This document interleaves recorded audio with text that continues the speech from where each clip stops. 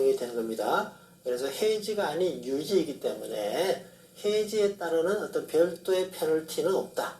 네, 기타 소득세가 부과되는 것도 아니고 소중의 수수료만 내면 되는 거지 어떤 해지로 인한 불이익은 받지 않는다 그 얘기입니다. 자, 그러면 이제 내용 정리된 것을 보겠습니다. 먼저 세제 적격 상품의 변천사.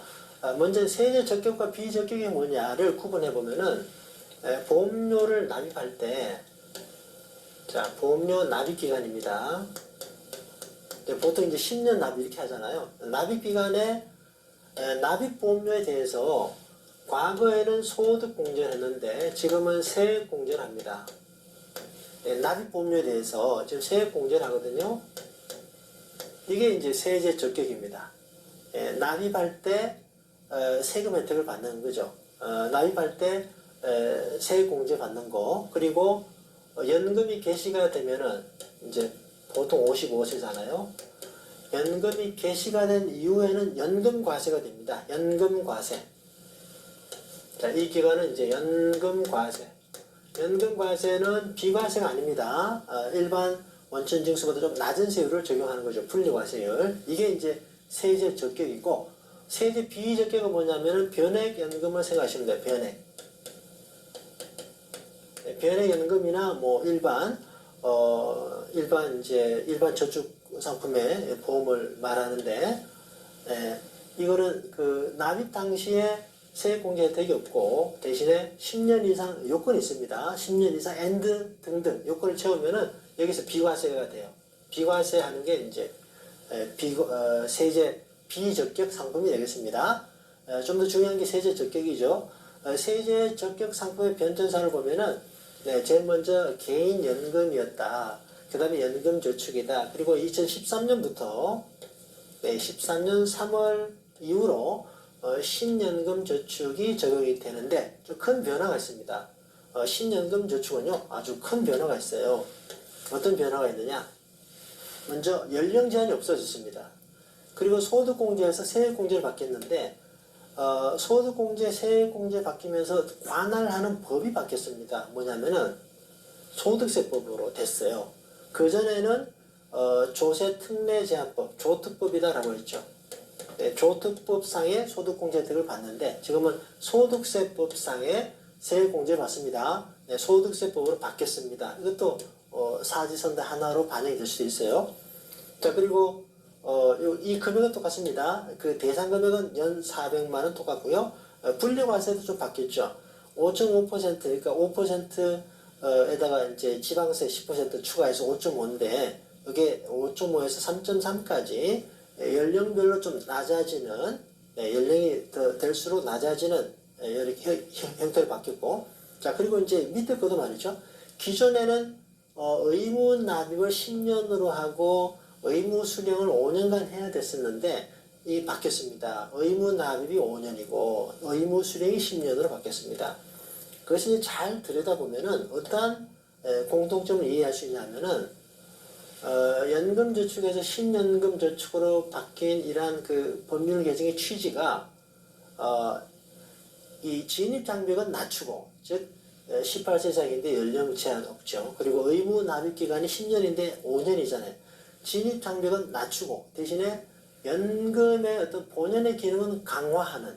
잘 보시면은 의무 수령이 5년인데 어때요? 연금은 오래도록 받는 게 중요하지 않습니까? 의무 수령 기간이 10년이다 그 얘기예요. 아시겠죠? 그래서 신연금 저축으로 바뀐 어떤 법 개정의 취지는 2013년에 바뀐 건데 진입장벽을 낮추고 연금의 본연의 기능을 강화한 것이다. 바람직한 방향으로 변화된 것이다 라고 우리가 이해를 할 수가 있겠습니다. 자, 그러면 용어 정리를 해보겠습니다. 신연금 저축은요, 이제 뭉뚱그려서 이 연금 저축 계좌를 말하는데, 연금 좀 더 큰 개념이 연금 계좌입니다. 연금 계좌는 연금 저축 계좌 플러스 퇴직연금 계좌입니다. 그리고 핵심 이거잖아요, 그죠? 세제 혜택을 세액 공제가 연금 저축에서는 400만 원까지 받고요. 이제 400만 원 대상으로 세액 공제율이 13.2 또는 16.5%가 적용이 됩니다. 그리고 예외적으로 또 300도 있습니다. 뒤에서 확인하겠습니다. 그리고 퇴직연금은 여기다 추가해서 300만 원까지 추가가 해서 맥시멈 어때요? 400, 300에서 700만 원까지 네, 최고 세율이 16.5니까 이렇게 최대 700만 원에 대한 16.5%를 세액공제 받을 수 있는 겁니다. 네, 이 부분도 개정되면서 새로 제시된 내용이기 때문에 뒤에서 우리가 계산을 통해서 연습을 한번 해봐야 됩니다. 자, 그러면 신연금 저축의 도해를 보겠습니다. 그림을 한 번 더 이해를 해보겠습니다. 종전에는 어때요? 의무 10년 납입하고 5년 받아야 되는데 지금 어때요? 연령 제한이 없어지고 5년간 납입하면 됩니다. 그리고 연금이 개시된 이후는 10년간 수령하면 되고 이거를 어기면 어떻게 되느냐? 하늘이 무너지는 게 아니라 이걸 어기게 되면은 좀 더 세금을 더 많이 낸다 이렇게 보시면 돼요. 기타소득세가 적용이 됩니다. 기타소득세가 16.5%가 적용이 된다라고 보시면 돼요. 자, 그러면 납입할 때 이 금액에 대해서 연 400만 원을 대상으로 지방세를 빼면 12 또는 15인데요. 지방세는 이제 이 소득세 할 10%니까 1.2 더하면 13.2가 되고 여기 1.5를 더하면 16.5%가 되는 거죠. 이 문제를 낼 때 지방세 포함 또는 제외 이렇게 나오니까 구분하시면 되고요. 소득공제에서 세액공제로 바뀌었다는 거, 종전에 조세특례제한법에서 지금은 소득세법이다라는 거 주의하시고요. 자, 그리고 이제 분리과세는 또 뒤에서 보도록 하겠습니다. 네, 연간 1,800만 원이고요. 자, 분리과세는 종전에는 그냥 5.5%로 동일했는데 70세 이전까지는 5.5가 적용이 되고요. 80세까지는 4.4가 적용이 되고 80세 이상에서 연금을 받으면 3.3이 적용이 된다 이 얘기입니다. 이 얘기가 뭐냐면은 연금을 늦게 받을수록 그죠? 나이가 많아질수록 어때요? 세율이 낮아지죠? 뭐 1% 가지고 뭐 별 의미를 부여하지 않을 수도 있겠습니다만은 어쨌든 이론상으로 그죠? 연금을 늦게 받을수록 부담하는 세율이 낮아지니까 5.5에서 4.4, 3.4 그죠? 연금을 늦게 가급적이면 늦게 수령을 하는 것을 권장하는 거죠. 늦게 수령하고 오랫동안 받도록. 자, 추가해서 보겠습니다. 연금 계좌에 대한 설명이다. 틀린 것은 국적 제한 없이 거주자면 된다. 퇴직연금을 합산해서 연간 1,800까지 납입이 가능합니다. 연간 1,800. 자, 이 한도는 종전보다 좀 늘었습니다. 5년 이상 그리고 10년 이상 수령해라. 맞죠? 계약자, 피보험자, 수익자 모두 동일해야 됩니다. 예. 연금 계좌는 자기로 들어가야 돼요. 타인이 들어가면 안 됩니다. 그래서 2번이 답이 되겠습니다. 자, 그리고 세제 적격. 가입자 연령 제한이 없다. 이제 세제 적격 연금이니까 연금 계좌가 되겠죠. 자, 가입자 연령 제한이 없다. 세액공제 혜택을 받으면 수령할 때는 연금 과세인데 분리과세입니다. 분리과세. 아까 말했던 5.5에서 3.3. 자, 연금의 수령은 확정형과 종신형이 있는데 생명보험에서만 종신형이 가능하다. 상속형은요 적격에는 안 되고 비적격에만 가능한 겁니다. 비적격. 자, 소득세법에 근거한다. 맞죠? 조세특례제한법이 아니라 틀린 것이 어때요? 연금 납입 시 세제 공제 혜택을 받으며 수령 요건을 채울 경우에 면제된다가 아닌 거죠. 아까 좀 못 봤는데 면제가 아니라 분리과세, 낮은 세율이 적용이 된다. 그 얘기입니다. 자, 적격은 납입 시 세액 공제를 받고 수령 시에 저율의 연금과세, 저율의 연금과세. 자, 비적격입니다. 비적격. 비적격에 대한 뭐 다른 자료를 제가 보여드리지 않으니까 이 문제를 통해서 아까 부연 설명도 드렸었고요. 이 문제를 통해서 한번 정리를 해보겠습니다. 비적격은 뭐 변액연금 생각하시면 되는데 생손보 모두 취급이 안 되는 거죠. 생명보험만 되는 겁니다. 근급법이 조세특례제한에서 소득세법으로 이것도 어때요? 세제 적격에 해당이 되는 거죠. 그러니까 다 틀렸습니다. 세제 적격과 달리 상속형이 가능하다. 이거 맞습니다. 상속형은 비적격에서만 가능합니다. 자, 비적격도 변액보험으로 세제 적격은 변액이 안 되는 겁니다. 네, 3번이 답이죠. 네, 해서 참고하시고요. 적격은 종신형이 가능하다. 생명보험에서만. 비적격은 상속형이 가능하다. 연금을 받다가 사망하게 되면 그 남는 금액을 상속할 수 있다. 그 얘기죠. 자, 적격 상품에만 주어지는 세제 혜택은 어떻습니까? 납입할 때 세액공제를 받죠. 자, 소득공제는 이제 없어졌습니다. 그리고 받을 때, 연금을 수령할 때 조율과세 되는 거고, 비과세는 어때요? 비적격에 해당이 되는 거죠.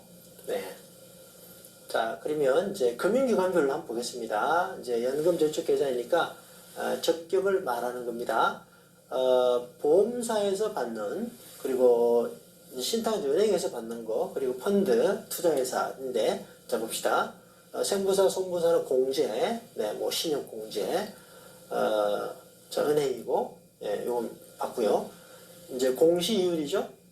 그런데 신탁이나 펀드에서는 어떻습니까? 투자형이 되죠. 실적 배당이 됩니다. 그래서 둘 다 실적 배당이 되는데, 두 개를 구분하자면은 은행은 그래도 좀 안전하게 가야 되기 때문에 주식형을 판매하지 않고 있는데, 펀드에는 주식형도 포함한다라는 거죠. 자, 그리고 당연히 뭐 실적형이 아니니까 원금 보장과 예금자 보호가 되고, 여기는 좀 예외적인데요. 실적 배당형이지만 그 연금이라는 특수성을 고려해서 원금은 보장합니다. 원금. 여기는 원리금을 보장하는 거죠. 정확히 얘기하면 원리금. 자, 그런데 여기 원금을 보장하고요. 예금자 보호가 됩니다. 네. 그리고 이제 그 연금으로 받는 거는 둘 다 확정형이고, 손해보험만 어때요? 확정형이고, 손해보험은 5년에서 25년이다. 예, 생명보험은 종신형이 가능하고, 그죠? 아까 다 얘기했던 거죠? 나머지는 이제 기간 뭐 제한 없이 확정형입니다. 자, 그리고 이제 여기는 원금 비보장이고 주식형이 들어가기 때문에 예, 보장해 줄 수 없는 거죠. 예, 비보장입니다. 자, 추가해서 보겠습니다. 생보, 손보, 자, 그 기타 운영하고 있다. 그렇다면 손해보험사만의 특징을 보겠습니다. 손해보험만이니까요. 얘는 뭐 저 생명보험의 세제 적격도 가능하죠. 25년까지 확정형을 한다는 건 손해보험만의 내용이 되겠습니다. 3번이죠. 자, 그럼 아주 중요한 산식입니다. 연금 수령 한도를 보겠습니다. 먼저 이 산식 자체를 외우셔야 돼요. 이 산식 자체를. 예를 들어서 이 산식에서 그 10일과 1.2 빈칸 해놓고선 나올 수 있고요. 또 그 계산으로도 좀 대비할 필요가 있는데, 이 공식의 원리를 이해를 해야 되겠습니다. 이게 뭐냐면은, 자, 먼저 연금 수령 한도액이다라는 것은 연금 수령 한도액 내에서는 어떻게 하냐면은 분리과세를 합니다. 저율의 분리과세 5.5에서 3.3이었죠. 그런데 연금 수령 한도액이 아니면은, 연금 수령 한도액을 초과하게 되면은 기타 소득세를 부과해요. 기타 소득세 몇 퍼센트? 16.5%죠. 그러니까 세율 차이가, 여기는 맥시멈 5.5인데 세율 차이가 많이 나죠. 그러니까 연금 수령 한도액이 중요하다.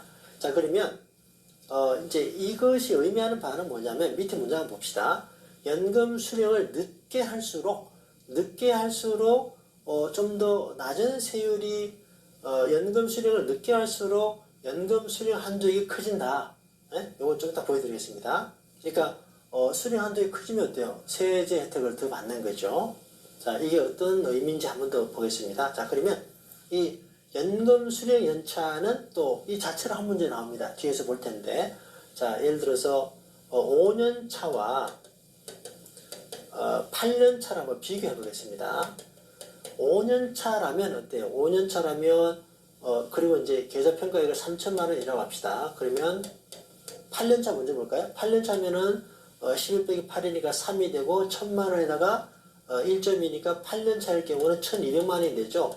연금 수령 한도액이 1,200만 원까지는 분리과세 된다 이 말입니다. 자, 5년 차면은 5가 들어가면 6이 되고 500에다 600이 되는 거죠. 5년 차 600이 됩니다. 연금 수령 한도가 600만 원이다 그 얘기입니다. 그러니까 연차가 길어질수록 어때요? 연금 수령 한도액이 커지니까 세제 혜택이 더 많이 주어진다 이런 얘기입니다. 그렇죠? 그래서 이제 늦게 할수록 유리하다 이 얘기예요. 연금을 늦게 받아서 유리하다. 자, 예제 보겠습니다. 자, 방금 제가 말씀드렸던 그 내용 계산 한번 해보겠습니다.